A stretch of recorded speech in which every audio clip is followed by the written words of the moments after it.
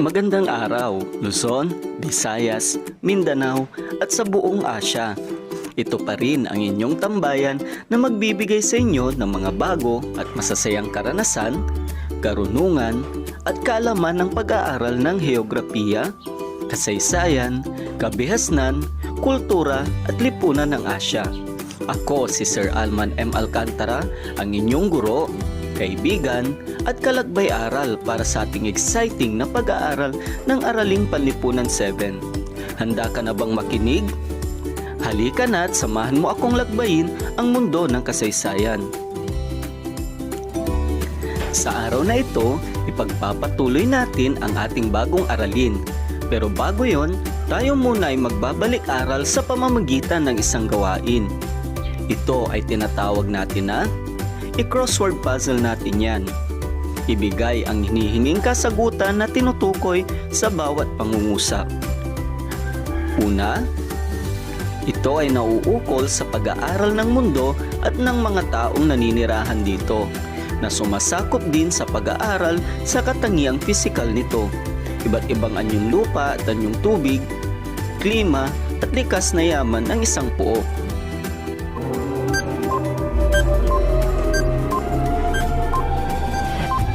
Ang wastong sagot ay heograpiya. Tama. Ikalawa, malawak na masa ng lupa na napapaligiran ng mga karagatan.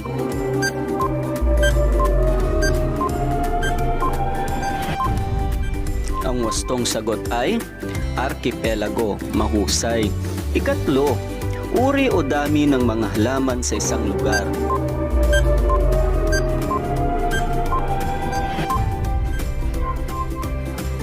Ang wastong sagot ay vegetation.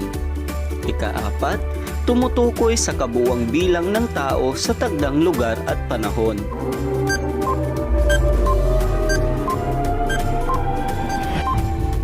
Ang sagot natin ay populasyon. Mahusay. At panghuli, tirahan ng mga hayop at iba pang mga bagay.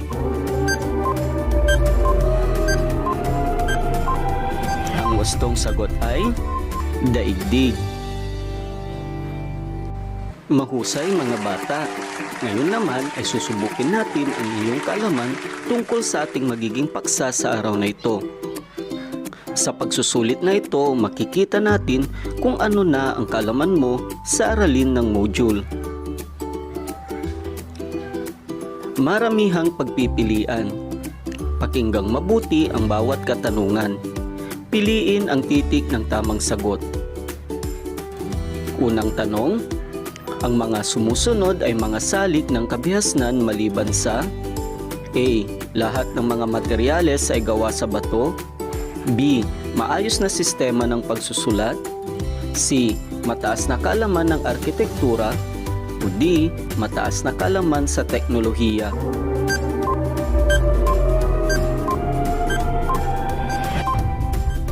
Ang wastong sagot ay letter A. Lahat ng mga materyales ay gawa sa bato. Kalawa, alin sa mga pagpipilian ang naunang panahon? A. Mesolitiko. B. Metal. C. Neolitiko. D. Paleolitiko.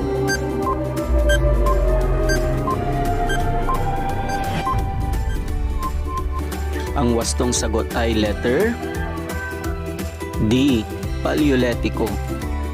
Katlo, anong panahon nabuo ang pundasyon ng kabihasnan?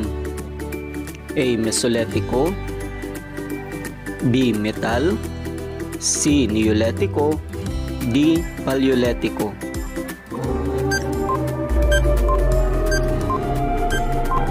Ang wastong sagot ay letter C. Neolitiko. Ika-apat, kumpletuhin ang BCE, Before Blank Era. A. Camping. B. Christian. C. Christmas. D. Common. Ang wastong sagot ay letter D. Common. At ang panghuli, kalima, anong panahon unang natuklasan ang paggawa ng apoy? A. Mesolitiko, B. Metal, C. Neolitiko, o D. Paleolitiko.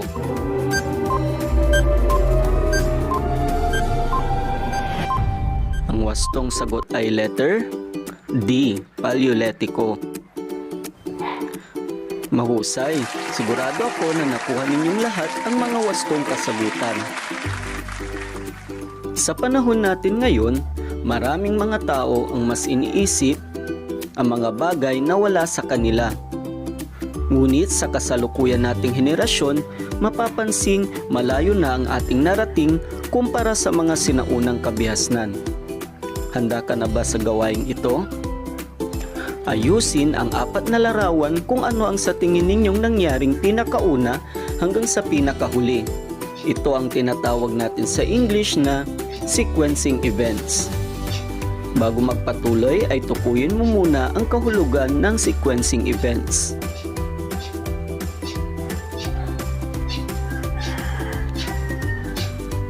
Sequencing refers to the identification of the components of a story, the beginning, middle, and end, and also to the ability to retell the events within a given text in the order in which they occurred.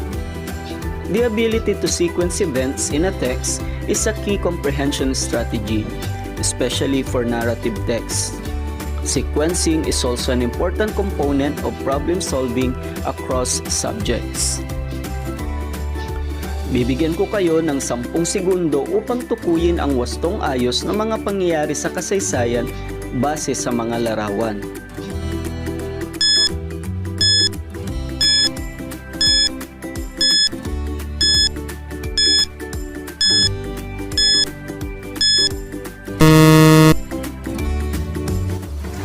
Mahusay, natumbok mo ang wastong sagot.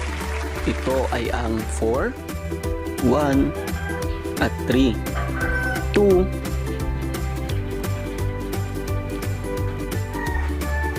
naging wasto ba ang iyong pagsasaayos? Ano ang naging batayan ninyo sa pagsasaayos ng mga larawan? Base sa mga larawan, may mga pagbabagong naganap ba sa pamumuhay ng mga sinaunang tao?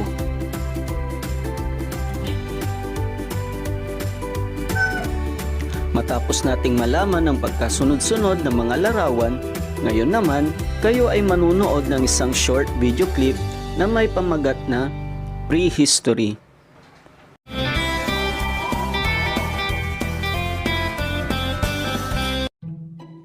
Hello friends, welcome to new Happy Learning video. Today, we're going to learn about our prehistory. The first thing we need to know is that our prehistory is divided into 3 different periods: Paleolithic, Neolithic, and the Metal Ages. The Paleolithic begins with the appearance of the first human beings and ends 8,000 years before Christ. During the Paleolithic period, people were nomads, meaning that they didn't live in one place. No, they were constantly on the move in search of animals to hunt. As they were hunters and gatherers, they needed to follow the animals in order to capture them, and at the same time, they collected wild fruits they found on their way. They lived in tribes, in small groups formed by families, and they found refuge in caves where they would paint on the wall. These paintings were done with a mixture of charcoal, earth, animal fat, and water. Look, here are a few examples. The truth is, it's absolutely fascinating to think that these first paintings, these first artistic representations, were drawn thousands of years ago, don't you think? Both Paleolithic men and women wore animal skins, which they had hunted previously. And they used tools such as an axe and spears made out of stones, wood and bones, which they themselves carved. With the passing of time, or rather centuries, these first human beings became more and more intelligent and they began to domesticate animals, such as dogs, goats, sheep and pigs. They also began to cultivate plants, which were then eaten. With the arrival of agriculture and farming, everything changed. Man stopped being a nomad and became sedentary, and the first villages were made. This is when the Paleolithic period ends and the Neolithic begins. The Neolithic started 8 million years before Christ, when we discovered agriculture and farming, and it's finished 5,000 years BC with the beginning of the Metal Ages. Men and women in the Neolithic produced food by cultivating the land and domesticating animals. We can say that they were the first farmers and agriculturalists of our history. Better yet, our prehistory. As they had to look after their crops and animals, they constructed small villages and began to settle in them permanently, meaning that they transformed into sedentary, not like the Paleolithic, who were nomads because they were moving constantly. The first Neolithic settlements were situated in very fertile lands near rivers so they could access water easily, needed for their crops as well as allowing their animals to drink. You know how important water is in our life. The first plants that were cultivated were cereals such as wheat or pulses like chickpeas. But do you know which were the first animals to be domesticated? Well, it was dogs, sheep, goats, and pigs. During the Neolithic era, many interesting things were invented, such as ceramic and fabric. But the most important invention was the wheel.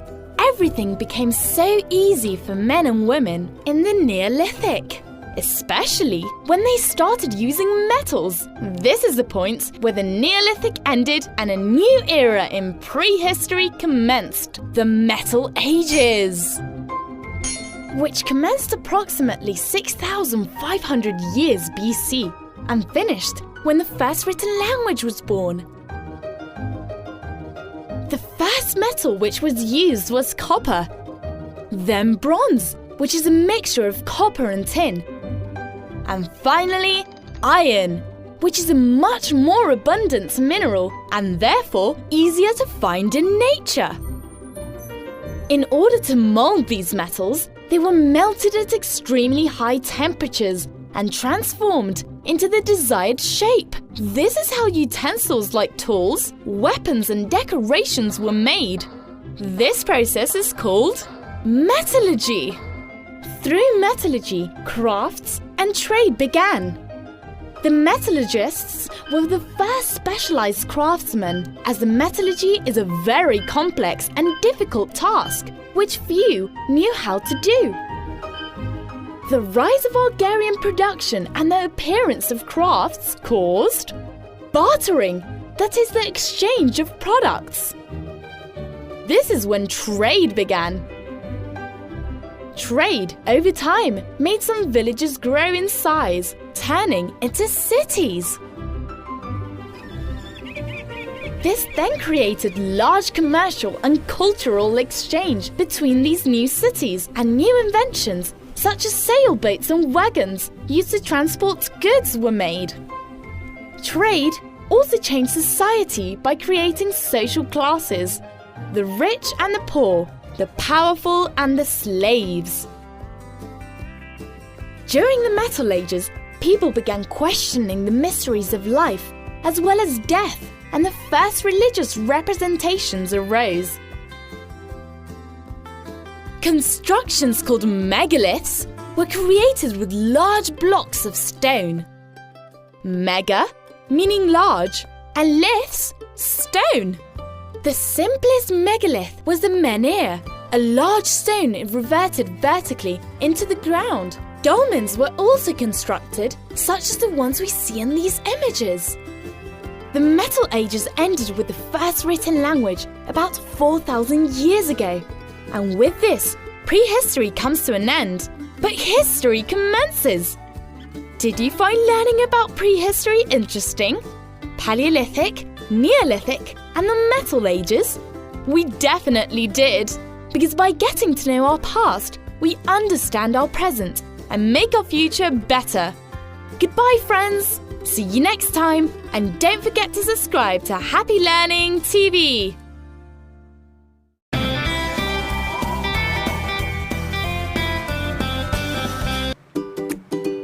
Ano ang ipinapakita ng napanood na video clip? Mahusay mga bata, ito ay tungkol sa mga pagbabagong naganap noong sinaunang panahon o ang tinatawag natin na ebolusyong kultural. Ano-ano ang mga nagpapatunay na nagkaroon ng kabihasnan ang mga sinaunang Asyano?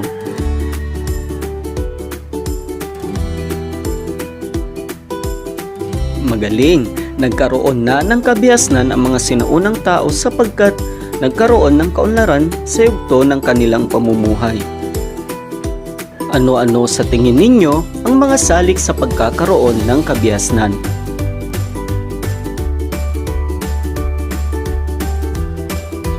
Mahusay mga mag-aaral ng grade 7. Ito ang mga batayang salik sa pagkakaroon ng kabihasnan. Matatawag lamang na kabihasnan ang isang lipunan kung taglay nila ang mga salik na pagkakaroon ng organisado at sentralisadong pamahalaan, relihiyon, sistema ng pagsusulat, espesyalisasyon sa gawaing pang-ekonomiya, mataas na kaalaman sa teknolohiya, mataas na kaalaman sa sining, at mataas na kaalaman sa arkitektura. Bawat lungsod ay pinamumunuan ng mga pari at ang iba naman ay napalitan ng mga hari.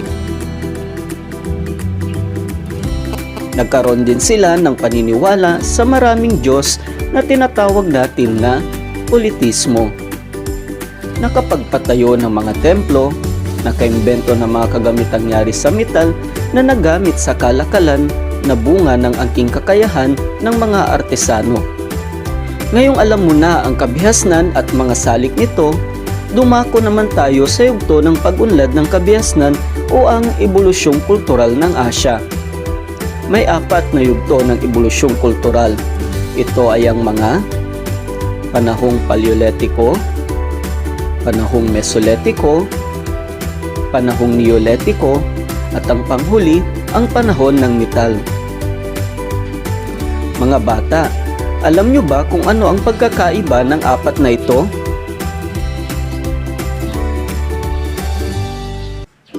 Mahusay. Batid ko na mayroon ka ng ideya tungkol dito sapagkat napanood mo na ito kanina sa ating video clip. Ngayon ay isa-isahin na natin ang mga ito. Mga sinaunang panahon. Iisa-isahin at isasalaysay ang mga pangyayari at pagbabagong naganap sa bawat panahon, kapaligiran at mga tao na naging dahilan ng pag-usbong ng kabihasnan. Dito rin natin malalaman na mayroon na palang mga sinaunang tao bago pa man isilang si Kristo. Tinatawag ang panahong ito na BCE o Before Common Era. Panahong Paleolitiko, naganap dakong 400,000 hanggang 8,500 before Common Era. Nagmula ang Paleolitiko sa salitang Paleus na ang ibig sabihin ay luma at litus na ang ibig sabihin ay bato. Sa madaling salita, ito ay tinatawag din na panahon ng lumang bato o Old Stone Age. Tinatawag silang nomadiko sa kadahilan ng palipat-lipat sila ng lugar pagkatapos nilang maubos kung anong biyayang mayroon ang mga puno at halaman sa kanilang pang-araw-araw na pamumuhay. Nalinang ang kasanayan nila sa paggawa ng mga kasangkapang yari sa matutulis na bato. Pinakamahalagang ambag nila ay ang pagkakatuklas ng apoy. Dumako naman tayo sa panahong Mesolitiko. Ito ay naganap dakong 10,000 hanggang 8,000 BCE. Mula ang Mesolitiko sa salitang mesos na ang ibig sabihin ay gitna at letos na ang ibig sabihin ay bato. Sa makatuwid, ang Mesolitiko ay tinatawag din na panahon ng gitnang bato o Middle Stone Age. Ang panahong ito ay naging transisyon sa panahong Neolitiko. Dalawa sa di malilimutang ambag ng panahong ito ay ang pagpapaamunilan sa mga hayop at ang paggawa ng mga damit na galing sa mga balat ng hayop bilang proteksyon sa kanilang katawan. Ilan sa may tuturing na pinakamahalagang nagawa sa panahong ito ay ang microlith. Ito ay maliliit at patusok ng mga kasangkapang batong nagsisilbing kutsilyo at talim ng mga pana at sibat. Sa panahong ding ito nagsimula ang paggawa ng tao ng mga palayok na gawa sa luwad.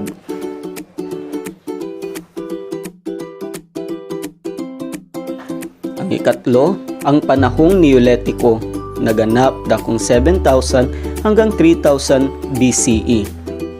Ang Neolitiko ay mula sa salitang neos na ang ibig sabihin ay bago at letos na ang ibig sabihin ay bato. Sa madaling salita, ang Neolitiko ay tinatawag din na panahon ng bagong bato o New Stone Age. Sa panahong ito natutong magtanim at mag-alaga ng mga hayop ang mga tao. Sa panahong ito natutong magtanim at mag-alaga ng mga hayop ang mga tao. Naging dahilan ito ng mga tao upang sila ay magkaroon ng permanenteng tahanan malapit sa mga agrikultural na lugar at sa tabi ng ilog at lambak. Dito nagsimulang mabuo ang pamayanan. Nagkaroon ng kakayahan ang mga tao sa iba't ibang kasanayan o aspeto ng pamumuhay at nagkaroon na rin ng pag-uuri ng lipunan. Nagsimula ang iba't ibang hanap buhay ng mga tao tulad ng pangingisda at pagsasaka. Dito nabuo ang pundasyon ng Kabihasnan. Dahil sa patuloy na pag-unlad ng lipunan, nabuo naman ang panahon ng metal. Sa kabuuan, narito ang mahalagang naganap sa panahon na ito. Pagtatanim o agrikultura katulad ng cereal at chickpeas, pag-alaga sa hayop tulad ng aso, tupa, kambing at baboy, maghabi at gumawa ng tela, pagkakabuo ng mga pamayanan, at ang pinakamahalagang ambag ng panahong ito ay ang paggamit ng gulong na nagpadali sa transportasyon. Dumako naman tayo sa panghuling panahon, ang panahon ng metal. Naganap ito dakong 4,000 BCE.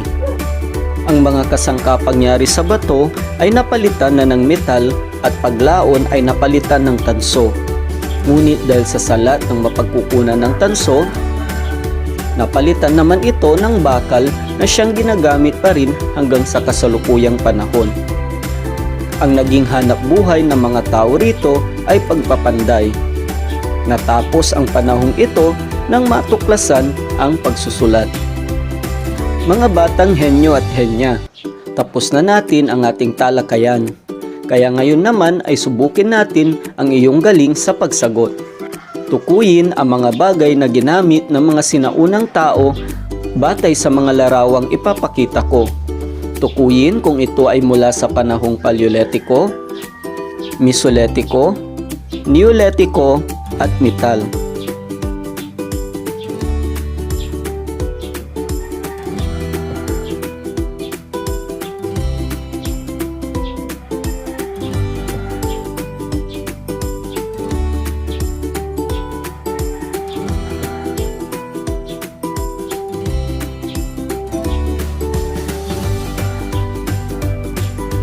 Napakahusay niyo talaga mga batang Pilipino, mga batang Asyano.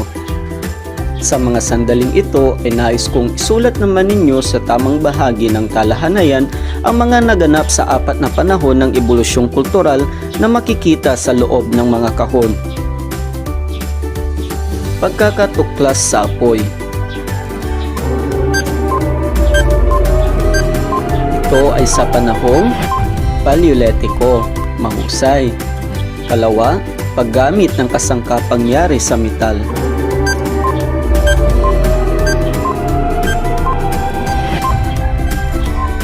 Very good. Ang wastong sagot ay panahon ng metal. Katlo, Palipat-lipat sila ng tirahan.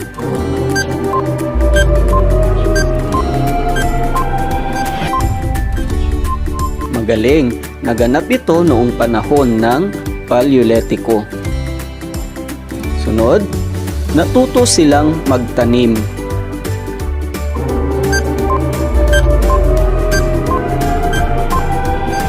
Ito ay sa panahong Neolitiko. Mahusay.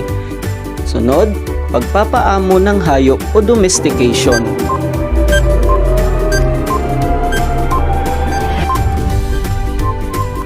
Very good. Ang wastong sagot natin ay panahong Mesolitiko. Sunod naman, paggamit ng gulong.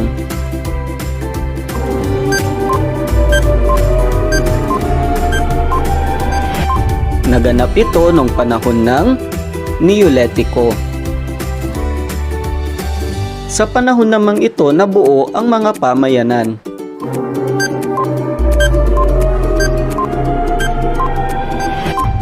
Ito ay sa panahong Neolitiko. Mahusay. Sunod naman ay ang pagkakatuklas ng bakal.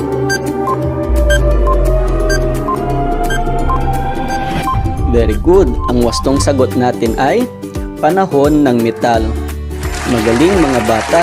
Magpatuloy na tayo sa ating gawain. Kumpletuhin ang pahayag sa ibaba.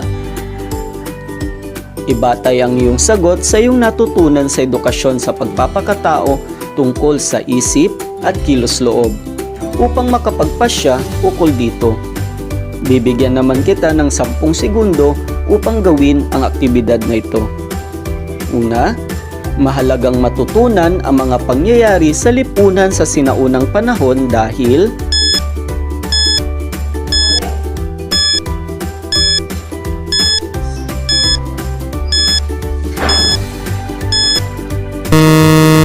bilang Asyano, gagamitin ko ang aking natutunan sa araling ito upang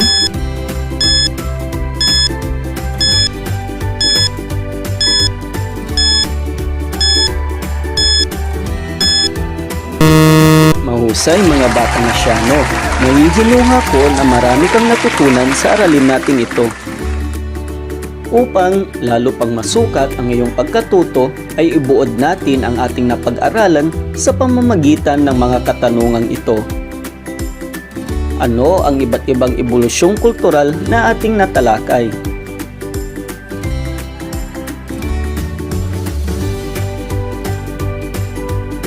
Mahusay.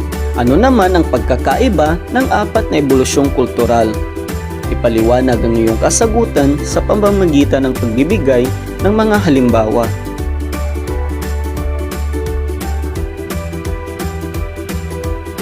Very good. Bakit mahalagang malaman natin ang mga pagbabago sa pamumuhay ng mga sinaunang Asyano?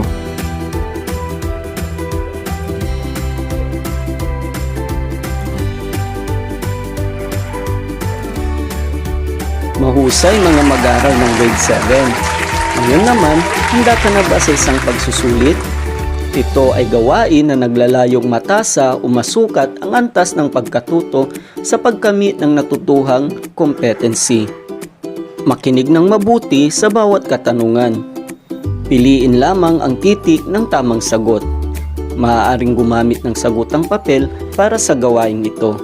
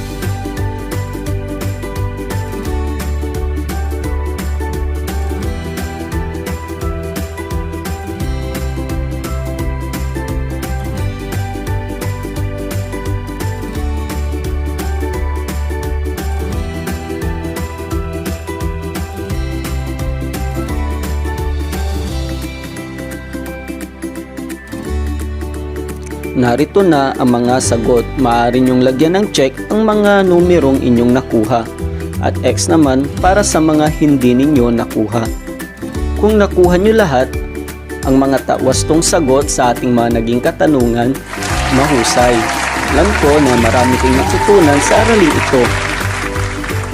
Ngayon, para sa ating pangwakas na gawain ay makinig ng mabuti sa aking sasabihin.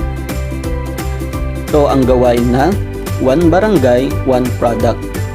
Bawat yugto ng kabihasnan ay may mga bagay silang natuklasan, nagamit at naipamana pa sa ating panahon. Tunay nga na itong mapagmamalaki. Kaya sa gawain ito ay ipagmamalaki mo sa mga kapwa mo mag-aaral sa grade 7 ang mga produkto ng inyong barangay. Kayo na mag-aaral ay papangkatin batay sa barangay na inyong tinitirahan. Pangkat 1 ang mga taga-barangay Mabalbalino, pangkat 2 para sa mga taga-barangay Bugawan, pangkat 3 sa mga taga-barangay Tipangol, at pangkat 4, ikaw bilang isang kabatang Asyano, paano mo itataguyod ang pagtangkilik sa produktong ipinagmamalaki ng iyong barangay? Gawin ito batay sa iyong nais, hilig o talento. Maaring sa pamamagitan ng pagtula, pagsulat ng awit, sayaw o pagguhit ng poster. Sa gawaing ito ay isasaalang-alang natin ang inyong mga multiple intelligences. Alalahanin na sa aralin natin ay natutunan mong may mga bagay na pinagmalaking natuklasan ang mga sinaunang tao sa mundo. Sa aktibidad na One Barangay, One Product na ito, ang mga miyembro ng pangkat ay bibigyan ng panahon upang talakayin sa kanilang maliit na grupo at planuhin ang kanilang gagawin sa pamamagitan ng Facebook Messenger. Kung magkakapalapit naman ng tirahan, ay maaring mag-usap ng personal, basta tandaan ang pagsunod sa mga protocols na itinakda ng IATF at ng barangay. Ipresenta ang output habang kinukunan ng video ang grupo. Pagkatapos ay ipadala ito sa Facebook Messenger ng guro. Itatagda ko ang oras at araw ng pagpapasa ng gawain. At dito na nagtatapos ang ating aralin sa araw na ito. Naway marami kang natutunan sa ating naging talakayan. Muli, ako si Sir Alman M. Alcantara na nagsasabing ang pag-aaral ng Asya ay mahalaga at masaya kung uugaliing mag-aral, magsaliksik at magbasa. Maraming salamat at hanggang sa muli.